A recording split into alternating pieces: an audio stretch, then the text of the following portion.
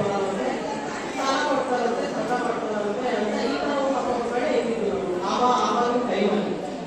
ಸರಿ ಆಯ್ತು, ಮತ್ತೆ ಎಲ್ಲ ಸಂಘ ಸೇರಿದ್ರು, ಎಲ್ಲ ಪ್ರತಿನಿಧಿಗಳು ಎಲ್ಲ ಬಂದು ಎಲ್ಲ ಭೇಟಿ ಕರ್ಕೊಂಡು ಈ ಥರ ಇಲ್ಲ ಈ ಥರ ಇದೆ ತಿಳುವಳಿಕೆ ಹೇಳಿ ನಾವನ್ನ 2011ರಲ್ಲಿ ಶ್ರೀ ಹೊಂಬಾಳೆ ಸಂಘ ಅಂತ ಹೇಳ್ಬಿಟ್ಟು ನಾವು 10 ಜನ ಸೇರಿ ರಚನೆ ಮಾಡ್ತೀವಿ. ನಮ್ದು ಆಲ್ರೆಡಿ ಒಂದು ಫೋಟೋ ಸ್ಟುಡಿಯೋ ಇತ್ತು, ಚಿಕ್ಕದಾಗಿ ಹೊರಗಡೆಯಿಂದ ಪ್ರೋಗ್ರಾಮ್ ಹೋಗ್ಬಿಟ್ಟು ಬಾಡಿ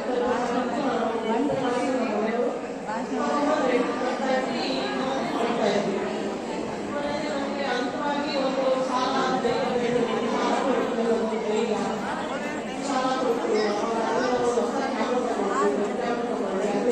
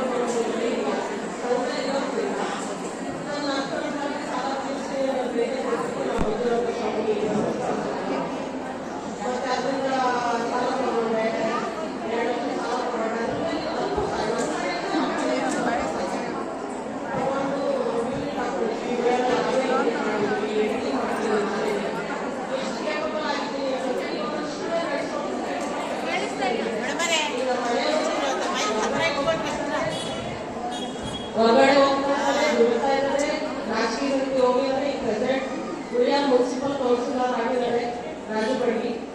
ಅವರು ಹೊರಗಡೆ ಹೋಗ್ತಾ ಇದ್ದಾರೆ, ಜನಸೇವೆ ಮಾಡ್ತಾ ಇದ್ದಾರೆ. ಜನಸೇವೆ ಮಾಡ್ಕೊಂಡು ನಮ್ಮ ಜೀವನ ನಡೀಬೇಕು.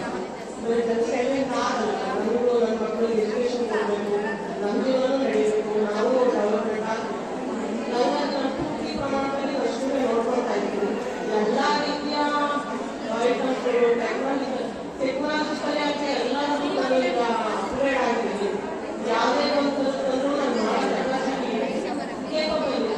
ಕೈಯಲ್ಲಿ ಬಂಡವಾಳ ಇರಲಿಲ್ಲ ಆ ಟೈಮಲ್ಲಿ. ಆವಾಗ ನನಗೆ ಶಕ್ತಿ ಕೊಟ್ಟಿದ್ದು, ಧೈರ್ಯ ಕೊಟ್ಟಿದ್ದು ಧರ್ಮಸ್ಥಳ ಸಂಘ. ಇದಕ್ಕೆ ನಾನು ಸದಸ್ಯರಾಗಿದ್ದರೆ ಅಂತ ನನಗೆ ಒಂದು ದೊಡ್ಡ ಖುಷಿ. ಈಗ ನನಗೆ ಅಲ್ಲಿಂದ ನನಗೆ ಇಲ್ಲ ಅಂತ ನಾನು ಯಾವುದೇ ಬೇರೆ ನಮ್ಮ ಮನೆಯಲ್ಲಿ ಸಾಧ್ಯ ಆ ಕಡೆಯಿಂದ ನನಗೆ ಒಂದು ಚಿಕ್ಕ ಸೇವೆ ನನಗೆ ಕೊಡ್ತಾ ಇದ್ದೀನಿ.